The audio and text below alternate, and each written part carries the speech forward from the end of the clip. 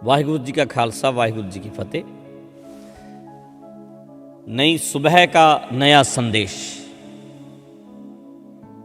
आज की बात हिंदी में करते हैं।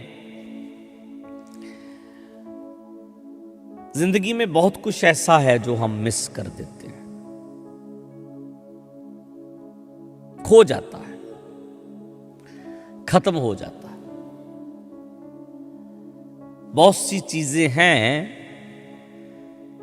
जिन्हें हम मान सकते थे, देख सकते थे, एंजॉय कर सकते थे, रस ले सकते थे, रह जाता है, पीछे रह जाता है। एक साधु बैठे हुए थे, उनके पास एक आदमी गया, उन्हें बोला कि महाराज आप हमें कोई प्रसन्न रहने का, प्रसन्न चित्त रहने का कोई भेद बताइए, कोई ऐसी युक्ति दें, तरीका दसें, वो तरीका बताएं, मेथड दें कोई ऐसा जिससे मैं प्रसन्न रह सकूं।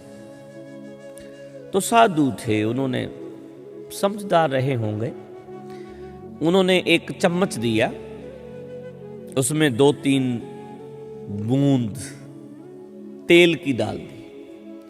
ये ले जाओ, पहले तो तुम 2 घंटे के लिए, ये महल है, बहुत बड़ा महल है, इसे घूम कर आओ, देख कर आओ। तो उसने वो चम्मच लिया और घूमने के लिए चला गया।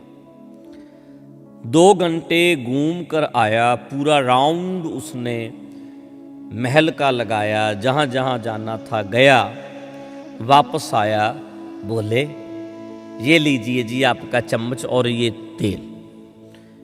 ये बिल्कुल नहीं उछला, मैंने इसे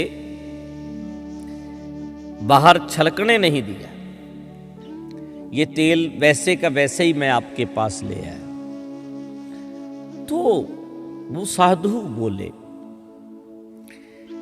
कि ये तो छोड़ो या रख दो, अब बोलो कि महल कैसा था, बहुत बड़ा झरना था, वो कैसा था, वहां की मीनाकारी कैसी थी, मूर्तियां कैसी थी, जो जो तुमने देखा कैसा था। वो बोला महाराज कौन सी मूर्तियां, कौन सा महल, कौन सी मीनाकारी, कौन सी चित्रकारी, मैंने तो कुछ नहीं देखा, क्योंकि मेरा ध्यान तो चम्मच पर था, कहीं ये तेल नीचे न चला जाए, नीचे गिर न जाए।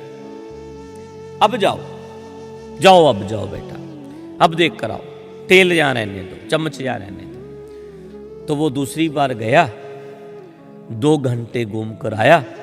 अब उसके पास बहुत स्टोरियां थी, बहुत कहानियां थी बताने को, ऐसी ऐसी मूर्तियां हैं, ऐसी ऐसी चित्रकारी है, ऐसा ऐसा महल है, ऐसी ऐसी मीनाकारी है, ये है, ऐसा तालाब है, ऐसा है। उसने तो बहुत सी बातें बताई कि महल क्या है, ये बहुत खूब है, ये बहुत खूब है। अब साधु बोलते हैं, अरे बच्चा तुमने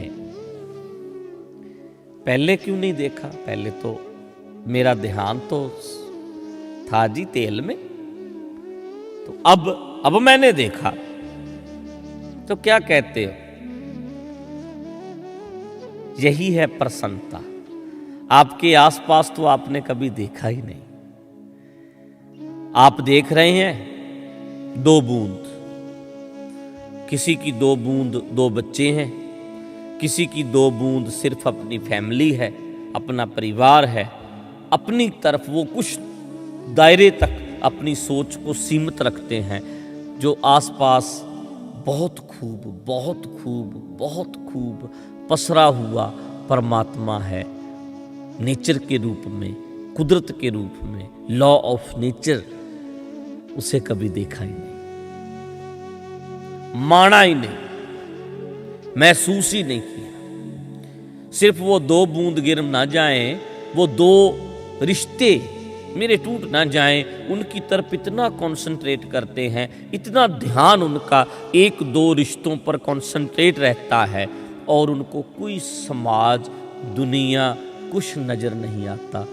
जब भी बात करोगे मेरे बच्चे ऐसे ये ऐसा ये ऐसा ये ऐसा, ऐसे लगेगा जैसे ये हिप्नोटाइज हो चुका है,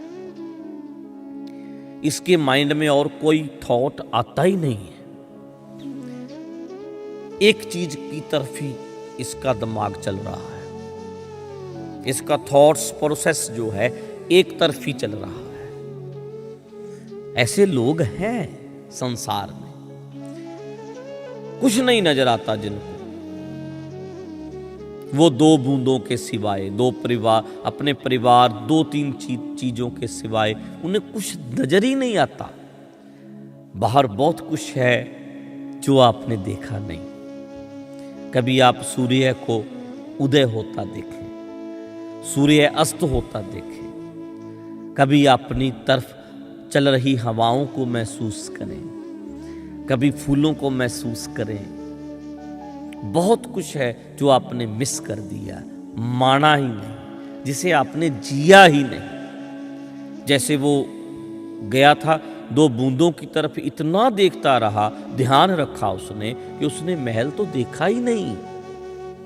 हमने ये जो महल है ना, महल, ये कुदरत है जो, इसे तो हमने देखा ही नहीं। हमने तो सिर्फ अपने बच्चे, अपना परिवार, यही बस देखा।